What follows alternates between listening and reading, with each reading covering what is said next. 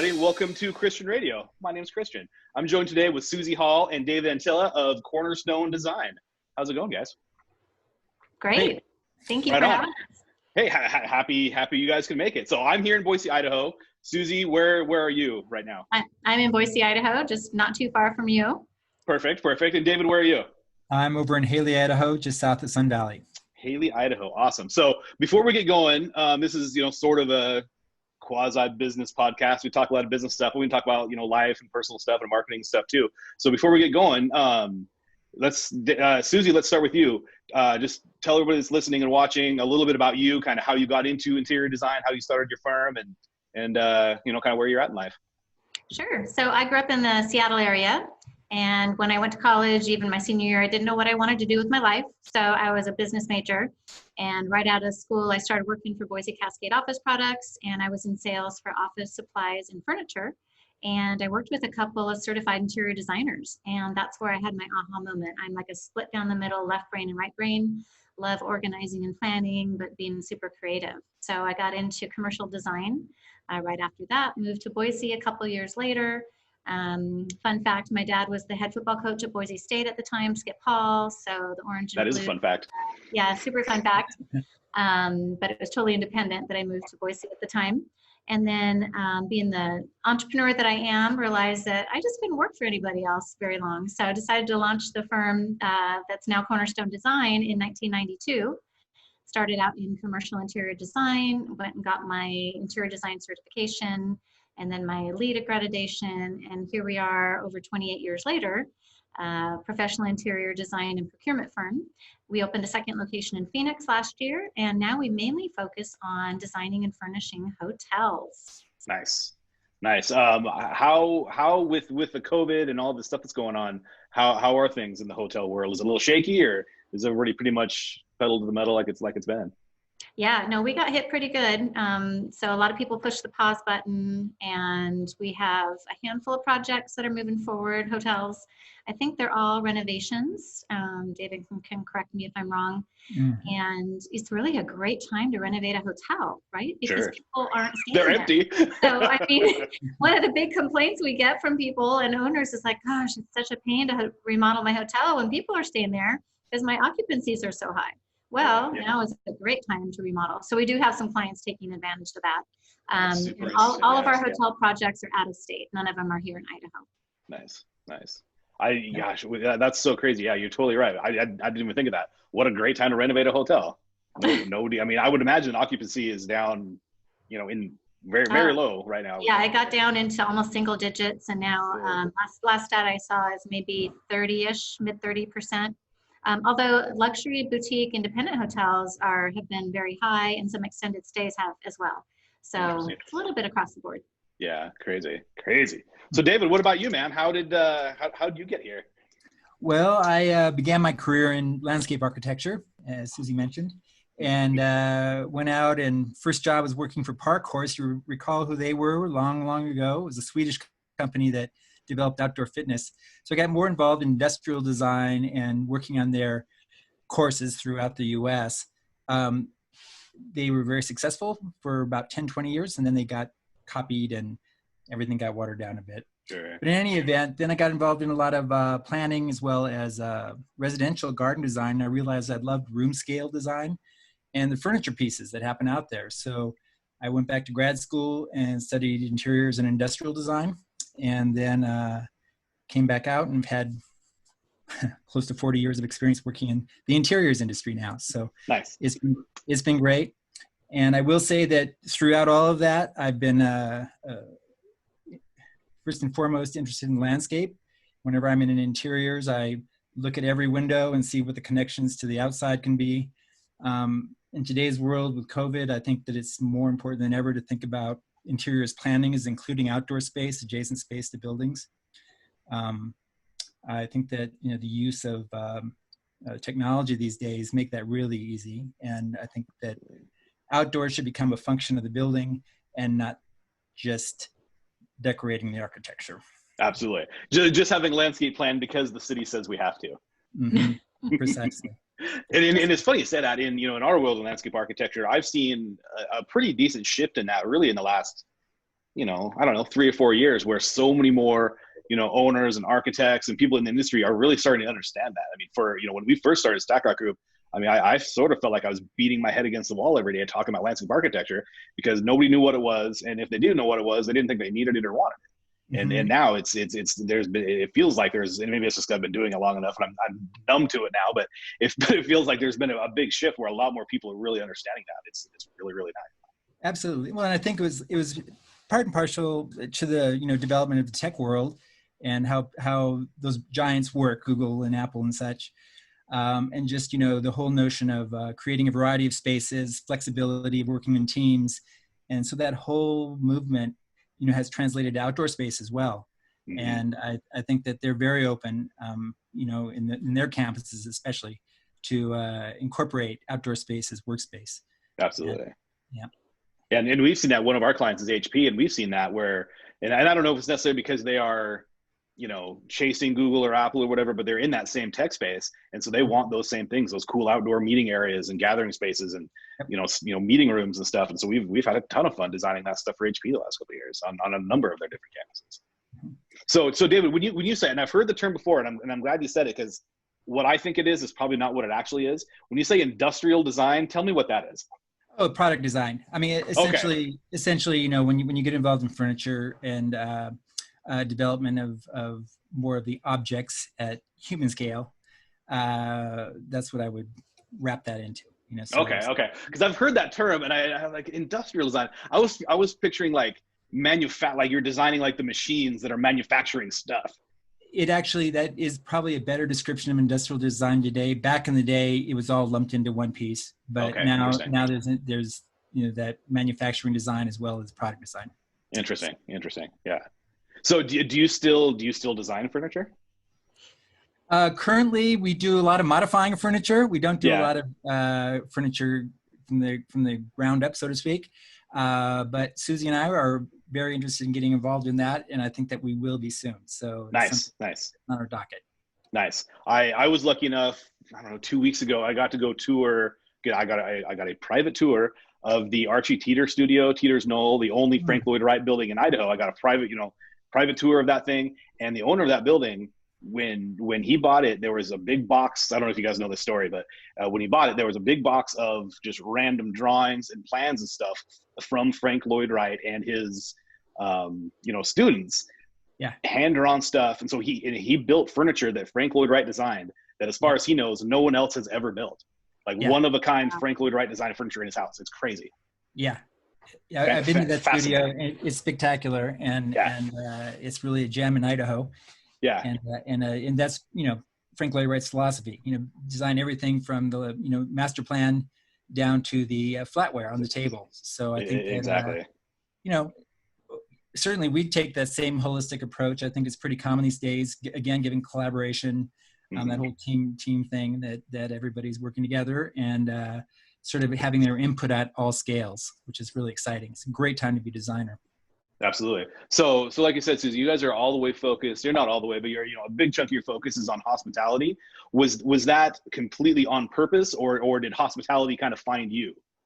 Yeah, so it was on purpose. About almost 5 years ago now, I was looking at, what do I want to do with the company, and where do we want to go? And after you've done something for a quarter of a decade or a quarter of a century, you're kind of like, okay, what's next? Sure. And so I decided, I want to scale, do bigger, more complex projects, more holistic. We do turnkey design and procurement. So we do the purchasing because, as just we were talking about, Frank Lloyd Wright and David and I are big believers that we carefully curate the entire space, including all the furniture down to flatware and detailing and that sort of thing. Otherwise, we've only done part of our job, right? Maybe taken up 70%. So with that, hospitality was, a no-brainer. And hotels are required to renovate if they're a branded hotel every 7 years. So that's recurring, revenue, so to speak. The travel aspect was really appealing. The complexity, I just love complex projects. And they also have budgets for FF&E. So the procurement and the design are already well established. where in a lot of other markets, even commercial, definitely residential, especially commercial.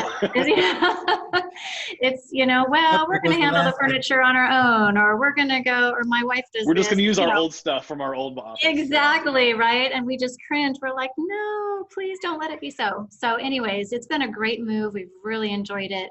And, obviously the industry's taken a hit with COVID, but we're on a mission to help, heal the industry, get it to rebound in a much more thoughtful and meaningful way. Our firm has done almost 20 LEED projects. We've done a couple dozen healthcare projects. I'm on the St. Al's Foundation board.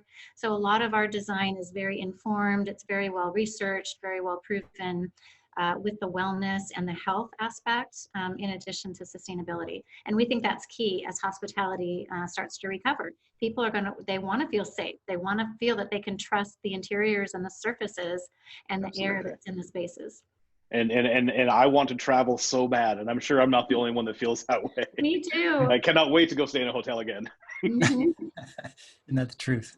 Yeah. So when you said that the hospitality projects are complex, what is it about those projects that make them so complex? Is it the size, the magnitude of them, or what is it?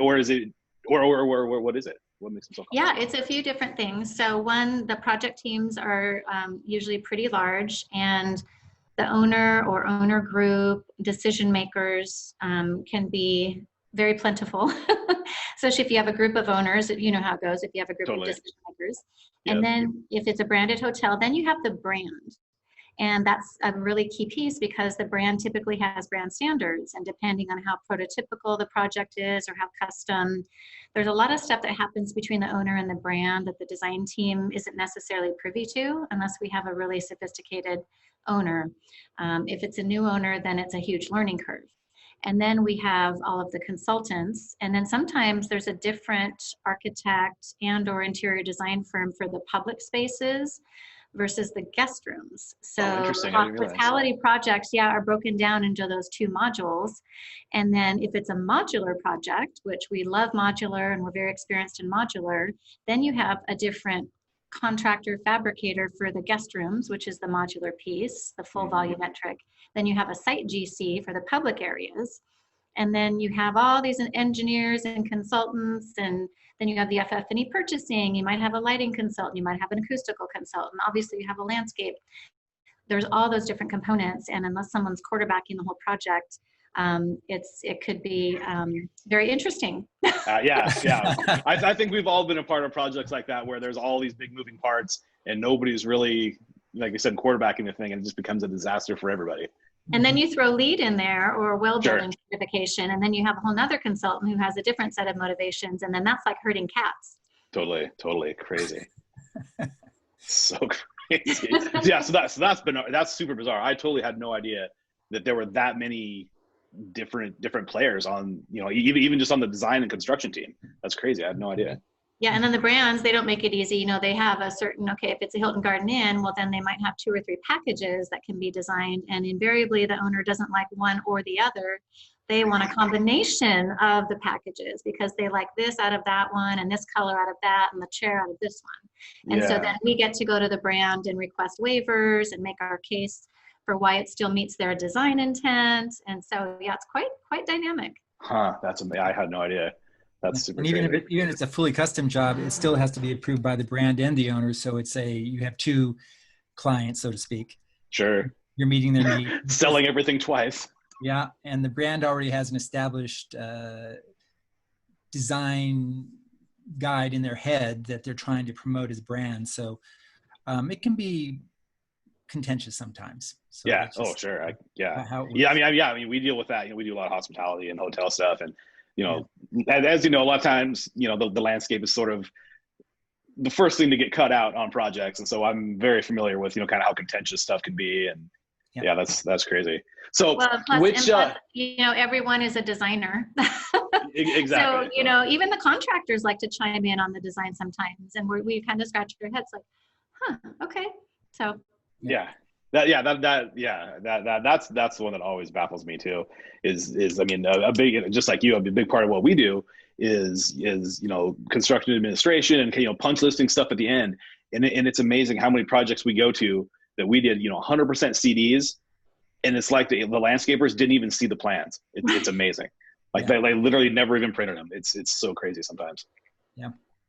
I did want to jump back to, you guys mentioned modular earlier, and that I think that, that sort of encapsulates, and that's what's really exciting happening today, is that this whole notion of dealing with all scales in one package. Literally that module is a gift box, and we like to have it's delivered fully furnished. We're hoping to get all virtually everything in there, towels, toilet paper, what have you, all to the site already installed, so that it is literally a gift box. They do take the tape off the door, and it's ready to be let out. So it's pretty interesting. But what's even more exciting is that, also in regards to product design, that we're hoping that we can start getting more of the furniture components better integrated into the actual unit, and also how that unit relates to the landscape again. There's been a lot of modules that have balconies and such, and of course, a lot depends upon the architecture. So the industry, which, has evolved here in Boise, we're one of the hubs in the West for modular construction, that it's now at a point where it's like, okay, what can we start really doing with these things to make them more creative, and to move to, in the hospitality world, that more luxury market, as well as resorts and that type of thing. That is not just an economy solution, that kind of thing. Right, because if you're trying to source quartz countertops from China, and case goods from Thailand, and mattresses from, the East Coast, and flooring from the West Coast. I mean, there's just, the supply chain as we knew it now is been heavily impacted. Plus, there's a much smarter and more efficient way to source. And then, as David mentioned, we're really passionate about providing as much of a turnkey package as possible. And in modular, we've got a ton of opportunity to do that. That's awesome. Yeah. And I mean, I'm so focused on, the outside of stuff that when I hear modular, I know what it is. It didn't really occur to me that those things, they will ship to the site, like you said, with the towels, with the stuff that hangs on the wall, with everything in it. That's so amazing. Yep. The only thing that's not up usually is they will strap the TV to the bed just for protection. Nice. Somebody has to mount that.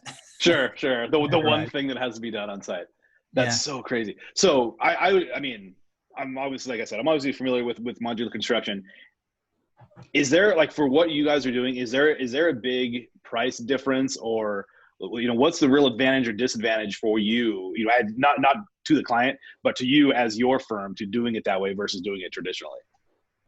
Yeah. So the value to us is we're always looking to be those innovators, the leading edge. What's the next best? What's the best solution? We're all about that. And we're big believers in the modular solution after having worked on first projects here locally with Gurdon. And the genius of modular is the planning and going all in at the beginning with the integrated design process. And again, since we have so much lead experience, we're very familiar with that process. So it's very comfortable for us, and we enjoy that, and we enjoy solving the puzzle, solving, the challenges ahead of us. And a lot of design firms are more used to coming in, especially interiors firms, maybe midway through toward the end. And then when we get the bad rap of changing the project and making it more expensive. So we love modular because it causes us to be involved from the very beginning. And it just makes the project go much, much more smoothly. And I mean, I would think so. I can imagine you guys, like you said, out at Gurdon, you can go out there and not have to travel to Phoenix or to Texas or wherever this hotel is being built, and look in the rooms and make sure everything's there and make sure everything is what it should be, right? Yep. That's so crazy. Yep. Full mock-ups are always provided, and it's pretty exciting to do the walkthroughs. That's super cool. So not all hotels are being built that way yet, are they? No, the modular construction method in the whole construction industry right now is only 3 to 4% of the overall construction industry, but it's gaining momentum. There was just an article yesterday that Tesla is building one of its factories with the prefab, offsite solution because they want it to get built faster. So, going back to the pricing question about then modular for the developer, the owner, it's all about the speed to market. Sure. And if you can, get the same project open 4, 5, 6 months sooner, that's a lot more money in your pocket. And they're in the Midwest. There were a couple hotels built side by side, and the traditional one was, took 6 months longer than the modular solution. And so just getting open and getting in and starting to gain that revenue is huge. Yeah. Oh, well, yeah, with any development project, the sooner the owner can, get hotel rooms full or start selling tacos or whatever they're doing in their building, that's money ahead for sure. Yeah, and then when you think of the quality, right, when you're in a hotel room, you want to get some good sleep, hopefully. And so when you have the double wall and the double floor method that modular provides, it's like a no-brainer. Oh, that's super interesting. I'm so surprised that it's only 3 to 4. So we say 3 to 4% of the total construction industry. What percentage do you think it is of hospitality? So Marriott has 5 of their soft brands, 5 of their flags that they've actually developed prototypes for modular for those. And we've worked on 2 or 3 of them. Nice. But it's still very low. So they've incentivized developers pretty good amount of money if they go modular. Nice. So they really believe in this as well. The other brands haven't yet rolled out an incentive program. So it's still, I'm sure, less than 10% in the hospitality industry. That's so surprising. I mean, do you see that just skyrocketing any day? Not any day. I'd like to see it sooner rather than later. Now, Europeans, as usual, are ahead of us in the design and construction world. Right.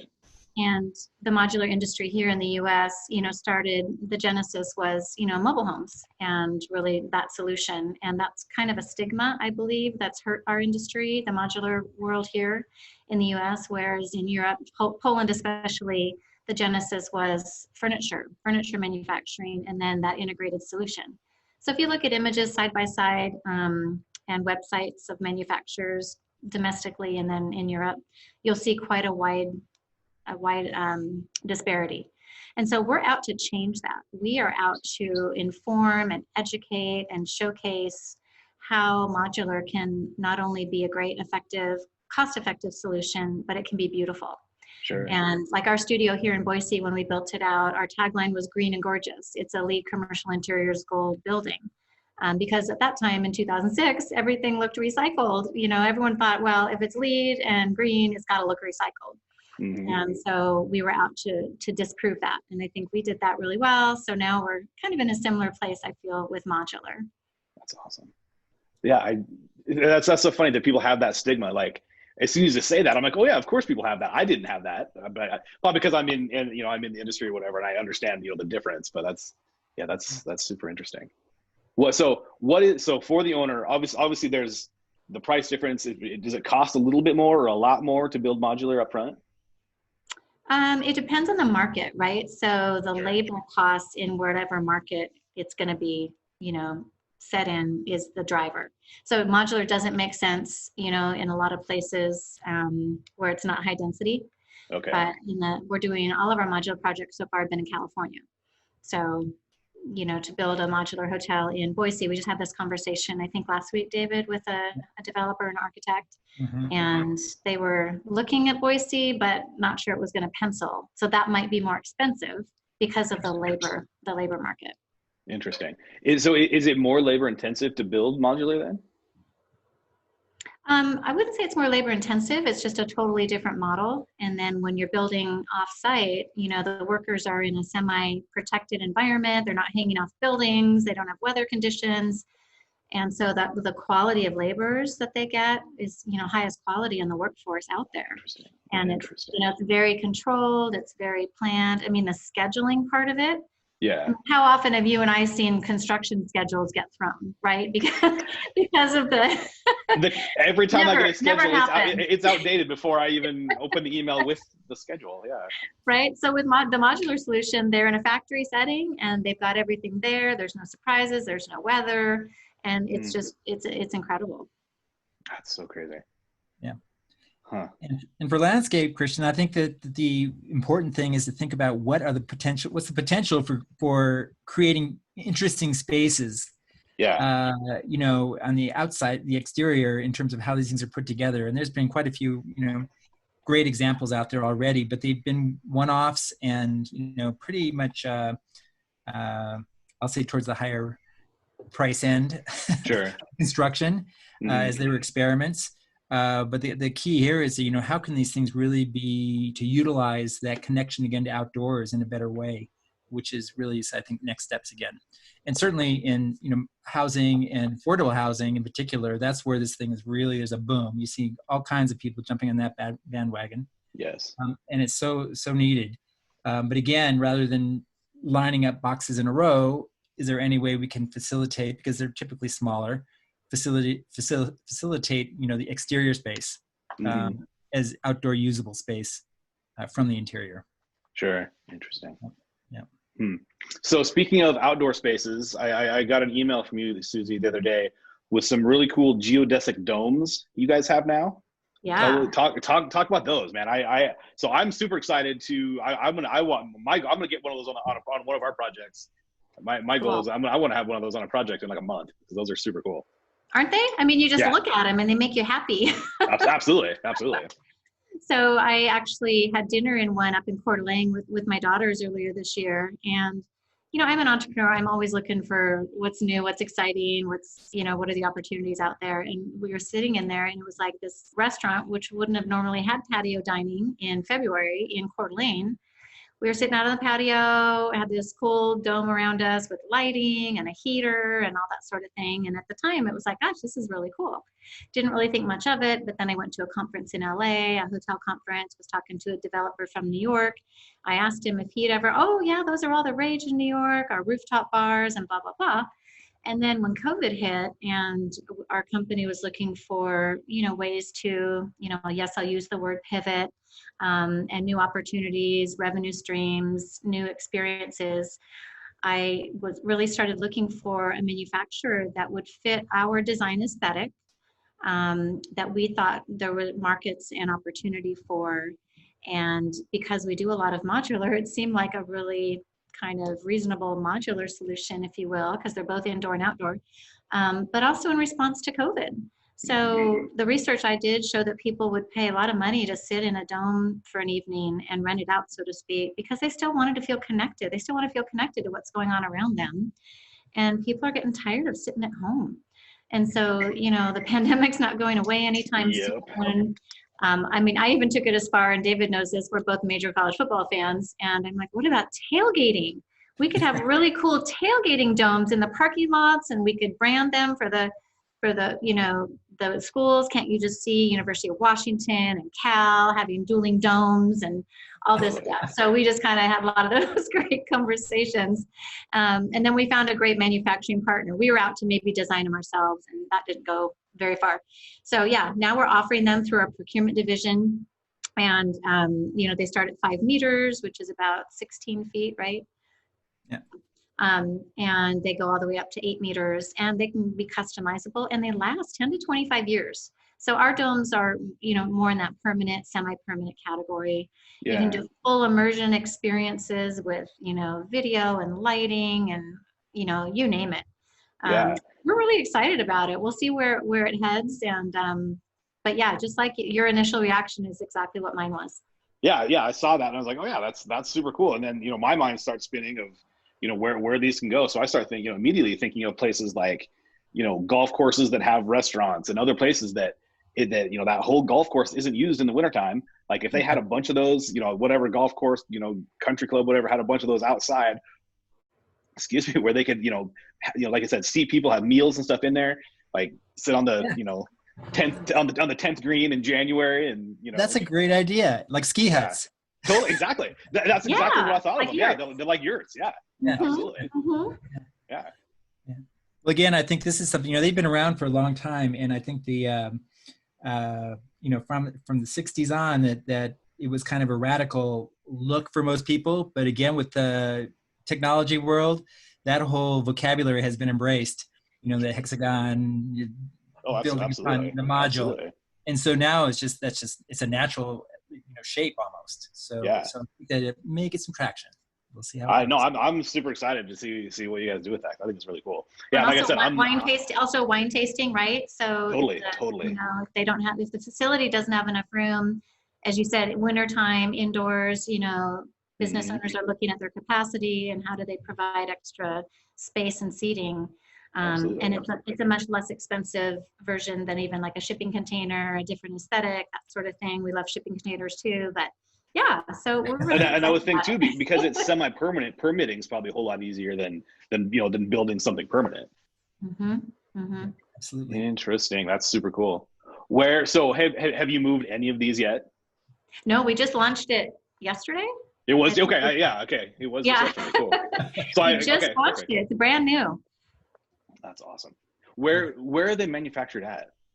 They are manufactured. Parts of them are in Thailand and parts are in California. And then they ship from California, and then we send installers with them to do the install. Nice. Yeah. So that's a good question. Do you have people in-house that install, or do you sub that out to a construction company or somebody? Yeah, so it's part of our Cornerstone Collective. So in January of this year, we introduced our Cornerstone Collective. So again, after having been in this industry for almost 3 decades and working with amazing people like yourself and your company included, really wanting to bring to the table a whole solution, a whole team of people. And so we have installers, we have warehouses, we have a whole network globally of people that we've vetted, that we know, and the world is a much more collaborative place now, right, than it has been ever. And we're all about that. We're all about collaborating, playing to each other's strengths. Everyone wins is our main core value. And so we love that. We love bringing people to the table and figuring out the best solution. So no, we don't keep them on staff, on our payroll, but they're definitely part of our collective umbrella. Awesome. That's super cool. I can't wait. Yeah. Wine tasting, breweries, like anywhere like that wants, that needs more space in the wintertime when people want to go drink anyway. That makes so much sense. Yeah, and there's a different price point. Like Amazon sells one that's more of a tent style, which meets a certain price point, and then we're a next step above that. And sure. Then, there's, I'm sure, a full luxury model out there that's all glass. That's the next step above ours. I mean the Amazon one that's probably going to be just like a glorified like pop-up tent you would take camping or whatever for the most part, I would think. So yeah, it seems to me that your solution. Gosh, yeah, in parking lots. I mean, we have some clients where I can totally see getting this on their space like this fall for sure. Yeah, it's awesome. Well, even like places like that are closing down streets to become a pedestrian street for COVID issues. I could see restaurants being able to utilize this type of thing right in the street. Yeah, you can imagine how gorgeous that'll be when it snows. I mean, really, that would be sitting. Yeah. In a snow, sitting in a hot tub in a snowstorm is one of my favorite things. Yeah, but sitting there like with your family, your quarantine mates or whoever you're around, and sitting there like on 8th Street, eating and drinking wine in a snowstorm, that would be the coolest thing ever. Yep. Yeah. Good for you guys, man. That's a good move. I like it. Good. Thank you. Good on you. Thank you. All right, on. So what else? So are you still doing much residential design? Because I know for a long time you did a lot of residential design. Yeah, so we did a lot of luxury residential for about 12, 15 years. And so with our recent focus on hospitality, we've kind of moved away from that. And how it is, it's hard to shift between a lot of different project types all day, every day. Absolutely. So if there's a great residential project that comes through that makes a lot of sense for us, we'll still take a look at it. But for the most part, we're hospitality, multifamily, and then we'll always be commercial. Like we were fortunate to design the new item fish and game that's going up right next to our office. So we got to design that with Lancy Rockwell Architects. We love working with them, and that was a different vernacular. David can tell you about some of the interesting elements that are going to be in that project. Yeah, tell me about that. I'd love to hear about that. Yeah. We do love some variety, but for the most part, we're hospitality, multifamily, and some commercial. Cool. Yeah, David, tell me about that, man. I'd love to hear about some of the cool stuff that's going to be in that building. Well, I mean, it's very appropriate as well, because obviously we all go there to get our fishing and hunting license. So they have a warehouses full of stuffed animals, taxidermy, which need to be showcased in a variety of ways. So we've created some feature walls, that type of thing, where we're hoping to elevate it to a design element rather than just stuff on the walls. People. Exactly. And obviously, the architect, we're bringing a lot of the exterior finishes indoors, so there'll be some rock features and that type of thing. Very cool. Which is pretty exciting. Yeah, it'll be a nice space for a place to get your fishing license. Right. Yeah. Yeah. So it's under construction now, right? Yeah, it's the old building was demoed about a month ago, I believe. Okay. So Okay. it's a raw site right now, but it's rolling. Nice. I'll have to go down there and snap a few photos of that for the constructivist. Yeah. I didn't realize, because now that you say that, I remember hearing about that, but I mean, there's so many projects and so much going on. I can't obviously keep track of everything that's going on, but yeah, I'm excited for that. That's cool. Yep. It'll be good. Nice. So David, being in the Sun Valley area, do you have projects that you work on up there, or are you pretty much working on stuff out of town? Oh, actually all out of town, essentially, mostly out of state. So that's the thing. Our focus has been pushed us far afield. The hospitality market here is, well, particularly right now, not good, and it's very limited. I mean, obviously, there's a few large hotels, and then as new developments come up, we always get in there. But it's a very tight world, and we're working at it. So yeah. What right now for hospitality? What is the hottest market for hospitality right now? In terms of geographic or hospitality?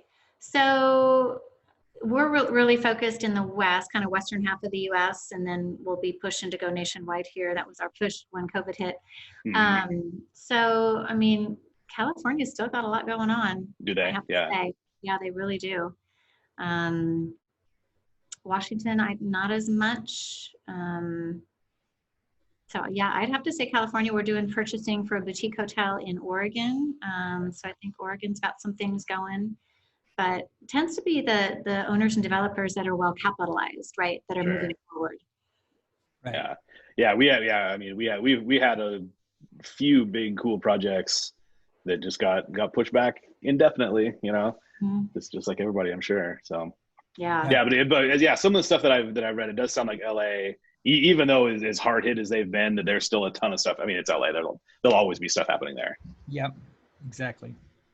Yeah. Nice. And then another piece speaking of financing, under our Cornerstone Collective umbrella. So we do have access to some really good financiers, and we're able to connect people. So when we hear of somebody who has a great project or great work, or they got stalled, we're able to make some introductions, because we're all about everyone winning.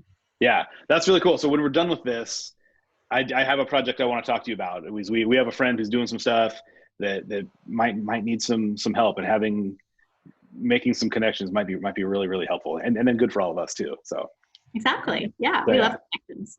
Perfect.